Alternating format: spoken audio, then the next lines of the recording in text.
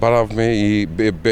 ни беше гарантирано не само сувереница, него и канцеларии наши, каде што воедно ќе имаме и 2-3 кабинети каде што ќе се одвива таа практична настава, односно ќе имаме работилници во токму во овој прекрасен занечиски дом, но до сега немаме одговор.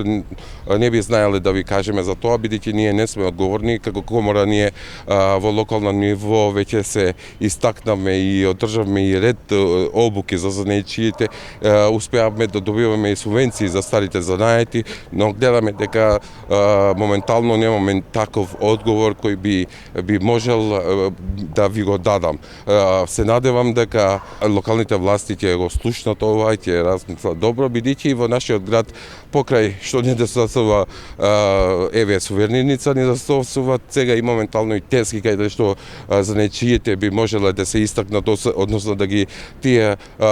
продадат своите продукти, и верувам во иднина дека ќе не зимат за сериозно, бидејќи се работи за добро на градот и за добро на економијата. Ние покрај тоа и работиме во сузбивање на сивата економија, регистрираме дејности, субвенционираме, даваме препораки кај занечиите, но гледаме дека моментално работите се движат бавно, и во тоа ве уверувам дека ние со нетрпение очекуваме да ни дадат простори, да ни дадат сувереница, за да во иднина можеме да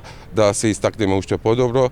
Кога може на едно здружение да се дава просторија, зашто не на комора, бидејќи ние не представуваме само една дејност, ние представуваме многу дејности, над 1000 регистрирани занечии во нашата комора моментално се водат, и верувам дека локалната власт ќе го слушне ова наше повторно барање и молба до нив, за да ни можат да